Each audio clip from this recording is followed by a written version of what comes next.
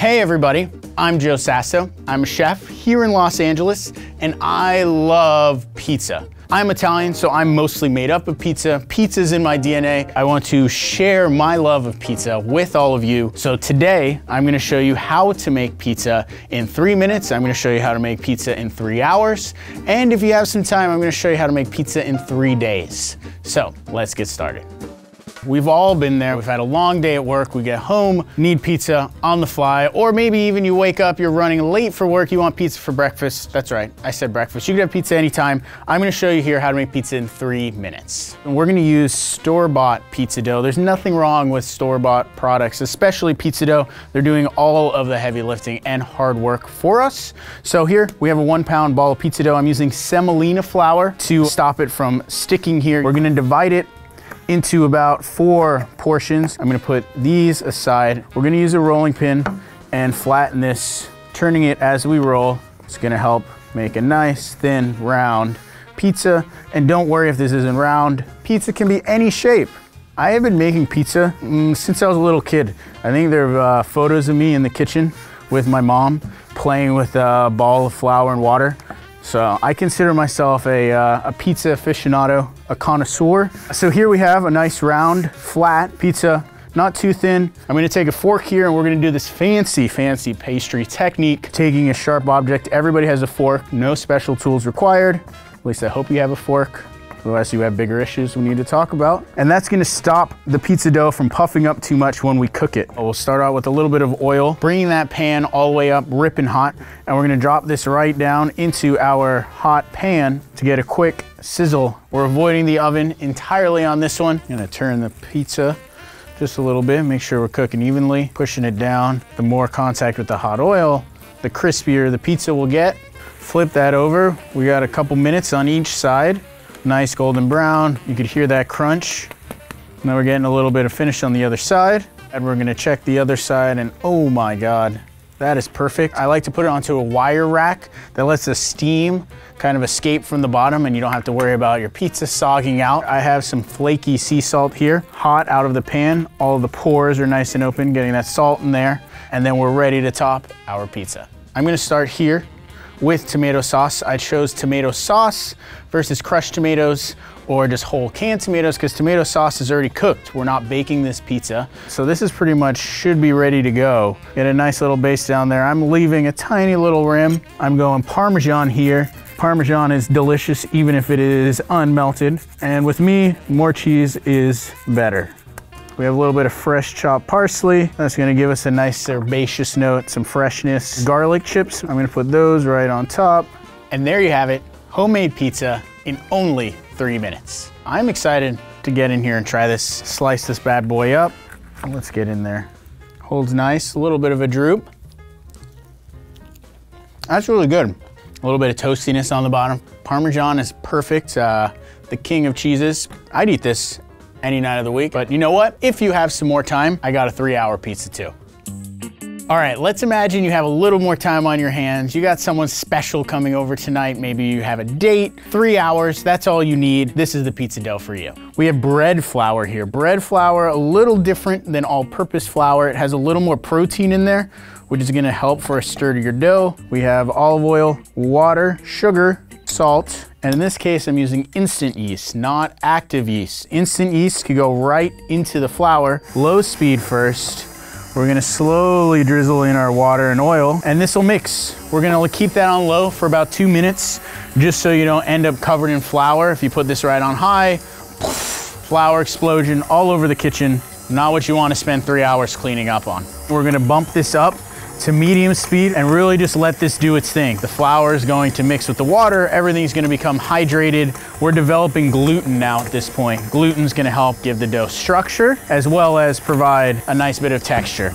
Our dough has been mixing for about 6 minutes or so. It's starting to slap the edges of the bowl. We're gonna transfer it to a bowl to rest. I like to oil the bowl, a little bit of olive oil, get that all around, plus oil on your hands is good for you. Moisturizing the Italian way. All right, so we're gonna transfer our dough ball to our bowl to rest, a kitchen towel so we don't get a skin to form, and we're going to set this aside for 1.5 hours. All right, an hour and a half has passed. I've been standing here patiently waiting, but this is my favorite part, pulling off my kitchen towel, seeing the beautifully proof dough. And what we're gonna do here is take this very carefully out of the bowl, and we're gonna reshape this. So I'm actually just gonna fold in the bottom and using the surface tension, creating a nice round, smooth top, pinching and sealing the bottom. And then we're gonna place this right back into our bowl to rest and recover it with a towel. I'll see you in 30 minutes. All right, we're back. This dough is just about ready. I'm gonna put a little bit of oil down here, carefully pull the dough out of the bowl and eyeball this into two. Half of this is gonna go back into my bowl. I'm gonna save that for later. We're gonna do pan style pizza here for this one. Get some oil down, transfer my pizza dough to the pan, really just kind of spread it out here, leave a little bit of a rim as a crust. And now, time for the toppings. I'm using crushed tomatoes here rather than tomato sauce. They're raw, spread nice and even. Then we have mozzarella. I like to rip it up with my hands and really kind of just get it on there in pieces. I like having these big pockets of mozzarella, and that keeps things interesting. Stick this into our 425-degree oven. Depending on your oven at home, 15, 20 minutes. You'll be able to tell when it's done. All right, right out of the oven. I'm just gonna finish it off on the pan. A little bit of flaky sea salt on here and classic margherita style, just some nice pieces of basil. There you have it, a 3-hour margherita pizza ready to eat. I'm actually gonna use scissors to cut this one up because this long rectangle shape reminds me of the way they do pizza in Rome. They cut it with scissors. You tell them how big of a slice you'd like and you pay for as big of a piece as you get. I wanna make sure I get a little basil on there. Oh man, this came out awesome. I'll tell you what, that extra time from 3 minutes to 3 hours, night and day difference. That's awesome. Really, really good crust, really nice structure. When you wanna eat the crust alone, that's a really good sign. A lot of people have that crust graveyard on the side. That won't be the case with this dough. Even just 3 hours is enough time for that yeast to really kind of do some work. Get a little bit of fermented flavor in there. You kind of got that acidity from the tomato sauce. Man, you put anything on this, but I think margherita is the way to go. All right, this is awesome. But if you really want to go down that pizza rabbit hole, I got a 3-day dough that I use in the restaurant that you need to try. So you have a lot of time on your hands. You really want to get into this 3-day pizza dough. This actually happened as an accident. It started as a 1-day pizza dough, but actually it was forgotten about.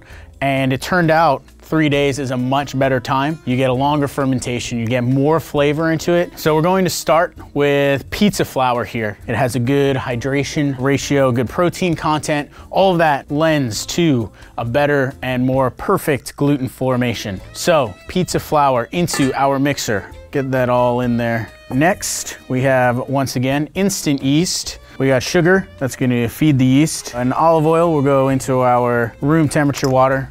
We're gonna start this on low speed, and we're going to slowly add all of our water. Making pizza dough is easy. You let the mixer do all of the work for you. And once all that flour gets incorporated, you could turn up the speed a little bit. Yeah, we're gonna let this go for about 5 minutes. All right, our dough is looking great. Kind of take this all down off the hook, and we're gonna let it rest, cover it with a towel and just let it hang out on the counter 30 minutes. The yeast is getting active, our flour is hydrating. Now we can add all of our salt, and we're going to put this back onto the mixer. About another 5 minutes here, medium low speed, just to get that salt incorporated. All right, things are looking good. We're gonna scrape down all of this dough, and then we're going to get it to rest. Put it to bed, if you will. A little bit of olive oil in our bowl, and that we're just gonna plop right down in there. This is gonna go in the fridge 24 hours. See you tomorrow, my precious.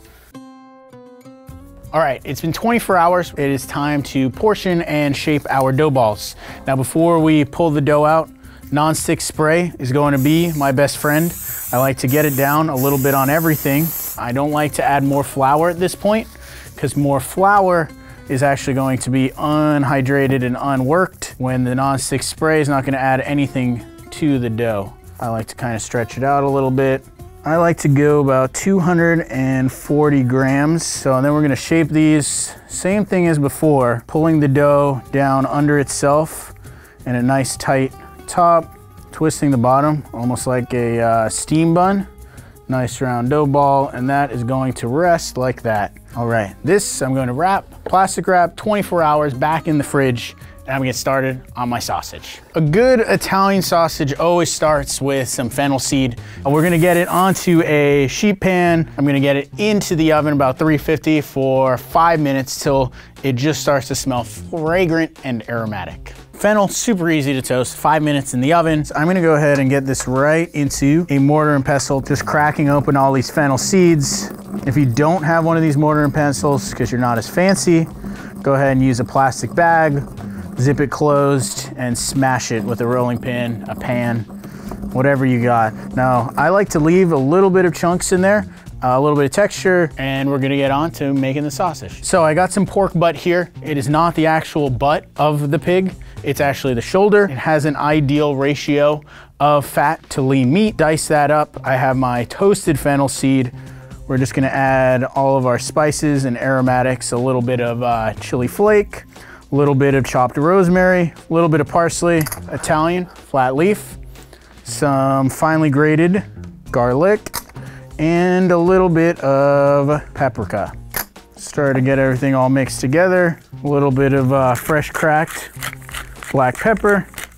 And then this is actually going to marinate overnight in the fridge. You could grind this right now, but trust me, it's so much better if you let it sit overnight. Our pork shoulder has been marinating. I got a little bit of salt here. We're going to add that to the meat before we grind it. If you don't have one of these, you can use a food processor. It's not gonna be exactly the same, but it'll be close enough. Things are looking good. You can actually turn this up a little bit and we can grind faster. And all of our meat has been ground. We don't have sausage yet. We have deliciously seasoned ground pork. Once we emulsify the fat and the protein together, we will have sausage. I like to bring this to a medium speed. Good Italian red wine. Slowly drizzle that in.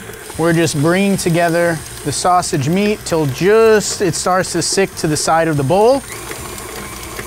And we're there. Now we have Italian sausage. So what I like to do here is get a little pre-cook on it. I got my broiler preheated, and we're gonna get a quick cook on this guy in the broiler, get a little bit of color, and kind of jump start the entire process, so that way when it goes on to the pizza, it's already partially cooked. All right, this dough has been resting for 3 days. I brought this out about 3 hours ago to let that proof come to room temperature, finish rising. That last hour, I had a cast iron pan in my oven as hot as it goes. I'm gonna try to replicate a wood oven that you would find in a restaurant, but here in a home kitchen. So we're gonna shape our pizza. I like to get a little bit of flour on top, a little bit of flour on where I'm working. And then the trick here is really going to be to keep this in its round as shape as possible when you're transferring it to your work surface. Start by giving myself a little bit of a crust here. Then you kind of push the center out. And at this point, I like to pick it up using my knuckles and the weight of the dough itself to get a nice stretch on it. And everything from here on out is gonna happen really fast. All my toppings are ready. My pan preheated in the oven. You can just feel the heat coming off of that, screaming hot. We're gonna slide this into the pan, and then we're gonna go on with the toppings here. I have my crushed raw tomatoes. I crushed these by hand to make it a little more rustic. Shredded mozzarella. And the faster you can do this, the better, because you want to get this right back into the oven. Then I have my sausage here. Just gonna crumble that up. And last but not least, a couple of pieces of basil. Kind of cooks into the pizza. And we're gonna go pop this back into my oven. All right, we have our finished pizza here. You know what? People are always looking for that restaurant quality pizza without a restaurant pizza oven, and I really think this is the way to get it. I always like to finish my pizza crust with a little bit of olive oil here. One, it gives it a nice little sheen and it tastes a little better. A little bit of flaky salt down around the crust, and you have 3-day pizza. This looks amazing. It smells awesome. I can't wait to get into this. I can hear the nice crunch of the crust. I don't think it's gonna get much further than 4 pieces, so I'm gonna dive right in here. Give it a nice little fold. First thoughts, totally worth it. 3 days is not a long time to wait for pizza this good. It's got a really nice chew to it. Developed a lot of flavor, awesome texture. Cooking it in the cast iron pan gave you a nice crispy bottom. And the sausage on top, that's good enough. I'd put it on my shoes and eat it. This pizza, it might take 3 days, but to me, totally worth the effort. We've covered a lot. We have a 3-minute pizza if you're on the fly. We have a 3-hour pizza, whether you're cooking for someone special, or if you really want the ultimate 3-day pizza with homemade Italian sausage. No matter how much time you have, I believe you should always have time for pizza. Let me know which is your favorite in the comments. Thanks for joining.